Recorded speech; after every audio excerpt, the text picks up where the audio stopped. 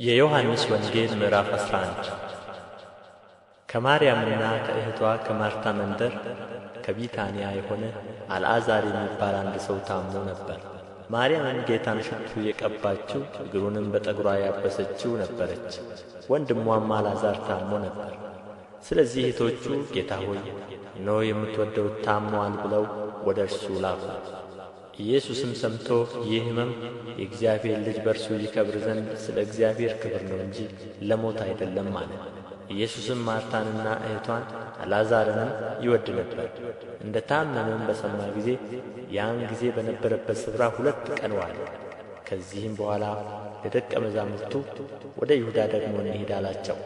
ደቀ መዛሙርቱ መምህር ሆይ አይሁድ ከጥቂት ጊዜ በፊት ሊወግሩህ ይፈልጉ ነበር፣ ደግሞም ወደዚያ ትሄዳለህን አሉት። ኢየሱስም መልሶ ቀኑ 12 ሰዓት አይደለምን? በቀን የሚመላለስ ቢኖር የዚህን ዓለም ብርሃን ያያልና አይሰናከልም። በሌሊት የሚመላለስ ቢኖር ግን ብርሃን በእርሱ ስለሌለ ይሰናከላል አላቸው። ይህን ተናገረ። ከዚህም በኋላ ወዳጃችን አልዓዛር ተኝቶአል፣ ነገር ግን ከእንቅልፉ ላስነሣው እሄዳለሁ አላቸው። እንግዲህ ደቀ መዛሙርቱ ጌታ ሆይ ተኝቶስ እንደሆነ ይድናል አሉት። ኢየሱስስ ስለ ሞቱ ተናግሮ ነበር። እነርሱ ግን ስለ እንቅልፍ መተኛት እንደ ተናገረ መሰላቸው። እንግዲህ ያን ጊዜ ኢየሱስ በግልጥ አልዓዛር ሞተ፣ እንድታምኑም በዚያ ባለመኖሬ ስለ እናንተ ደስ ይለኛል፣ ነገር ግን ወደ እርሱ እንሂድ አላቸው። ስለዚህ ዲዲሞስ የሚሉት ቶማስ ለባልንጀሮቹ ለደቀ መዛሙርት ከእርሱ ጋር እንሞት ዘንድ እኛ ደግሞ እንሂድ አለ። ኢየሱስም በመጣ ጊዜ በመቃብር እስካሁን 4 ቀን ሆኖት አገኘው። ቢታንያም 15 ምዕራፍ ያህል ለኢየሩሳሌም ቅርብ ነበረች።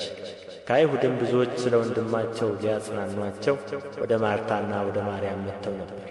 ማርታም ኢየሱስ እንደ መጣ በሰማች ጊዜ ልትቀበለው ወጣች። ማርያም ግን በቤት ተቀምጣ ነበር። ማርታም ኢየሱስን ጌታ ሆይ አንተ በዚህ ኖረህ ብትሆን ወንድሜ ባልሞተም ነበር። አሁንም ከእግዚአብሔር የምትለምነውን ሁሉ እግዚአብሔር እንዲሰጥህ አውቃለሁ አለችው። ኢየሱስም ወንድምሽ ይነሣል አላት። ማርታም በመጨረሻው ቀን በትንሣኤ እንዲነሣ አውቃለሁ አለችው። ኢየሱስም ትንሣኤና ሕይወት እኔ ነኝ፣ የሚያምንብኝ ቢሞት እንኳ ሕያው ይሆናል፣ ሕያው የሆነም የሚያምንብኝ ሁሉ ለዘላለም አይሞትም። ይህን ታምኚያለሽን አላት።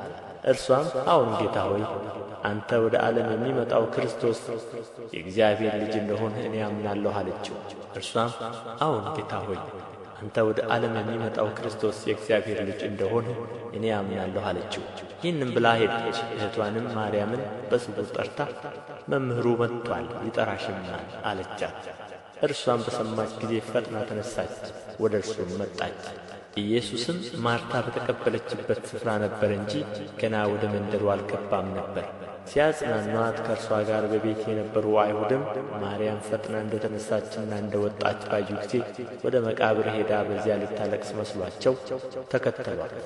ማርያምም ኢየሱስ ወዳለበት መጥታ ባየችው ጊዜ በእግሩ ላይ ወድቃ ጌታ ሆይ አንተ በዚህ ኖረህ ብትሆን ወንድሜ ባልሞተም ነበር አለችው። ኢየሱስም እርሷ ስታለቅስ ከእርሷም ጋር የመጡ አይሁድ ሲያለቅሱ አይቶ በመንፈሱ አዘነ፣ በራሱም ታወከ። ወዴት አኖራችሁ አለ። እርሱም ጌታ ሆይ መጥተህ እይ አሉት። ኢየሱስም እንባውን አፈሰሰ። ስለዚህ አይሁድ እንዴት ይወደው እንደ ነበረ እዩ አሉ። ከእነርሱም ግን አንዳንዶቹ ይህ የዕውሩን ዓይኖች የከፈተ ይህን ደግሞ እንዳይሞት ያደርግ ዘንድ ባልቻለም ነበርን አሉ። ኢየሱስም በራሱ አዝኖ ወደ መቃብሩ መጣ። እርሱም ዋሻ ነበረ፣ ድንጋይም ተጋጥሞበት ነበር። ኢየሱስ ድንጋዩን አንሡ አለ። የሞተውም እህት ማርታ ጌታ ሆይ ከሞተ 4 ቀን ሆኖታልና አሁን ይሸታል አለችው። ኢየሱስ ብታምኚስ የእግዚአብሔርን ክብር እንድታይ አልነገርሁሽምን አላት። ድንጋዩንም አነሡት። ኢየሱስም ዓይኖቹን ወደ ላይ አንሥቶ አባት ሆይ ስለ ሰማኸኝ አመሰግንሃለሁ፣ ሁልጊዜም እንድትሰማኝ አውቃለሁ፣ ነገር ግን አንተ እንደ ላክኸኝ ያምኑ ዘንድ በዚህ ዙሪያ ስለ ቆሙት ሕዝብ ተናገርሁ አለ። ይህንም ብሎ በታላቅ ድምፅ አልዓዛር ሆይ ወደ ውጭ ና ብሎ ጮኸ። የሞተውም እጆቹና እግሮቹ በመግነዝ እንደ ተገነዙ ወጣ፣ ፊቱም በጨርቅ እንደ ተጠመጠመ ነበር። ኢየሱስም ፍቱትና ይሂድ ተዉት አላቸው። ስለዚህ ወደ ማርያም ከመጡት ኢየሱስም ያደረገውን ካዩት ከአይሁድ ብዙዎች በእርሱ አመኑ። ከእነርሱ አንዳንዶቹ ግን ወደ ፈሪሳውያን ሄደው ኢየሱስ ያደረገውን ነገሩአቸው። እንግዲህ የካህናት አለቆችና ፈሪሳውያን ሸንጎ ሰብስበው ምን እናድርግ? ይህ ሰው ብዙ ምልክት ያደርጋልና እንዲህ ብንተወው ሁሉ በእርሱ ያምናሉ። የሮሜም ሰዎች መጥተው አገራችንን ወገናችንንም ይወስዳሉ አሉ። በዚያች ዓመት ሊቀ ካህናት የነበረ ቀያፋ የሚሉት ከእነርሱ አንዱ እናንተ ምንም አታውቁም፣ ሕዝቡ ሁሉ ከሚጠፋ አንድ ሰው ስለ ሕዝቡ ይሞት ዘንድ እንዲሻለን አታስቡም አላቸው። ይህንም የተናገረ ከራሱ አይደለም፣ ነገር ግን በዚያች ዓመት ሊቀ ካህናት ነበረና ኢየሱስ ስለ ሕዝቡ ሊሞት እንዳለው ትንቢት ተናገረ። ስለ ሕዝቡም ሁሉ አይደለም፣ ነገር ግን የተበተኑትን የእግዚአብሔርን ልጆች ደግሞ በአንድነት እንዲሰበስባቸው ነው እንጂ።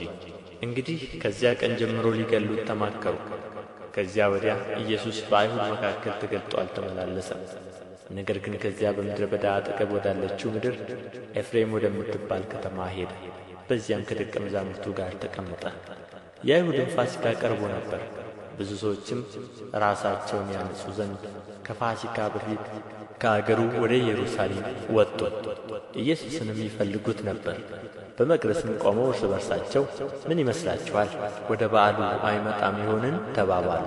የካህናት አለቆችም ፈሪሳውያንም ይይዙት ዘንድ እርሱ ያለበትን ስፍራ የሚያውቀው ሰው ቢኖር እንዲያመለክታቸው አዘው ነበር።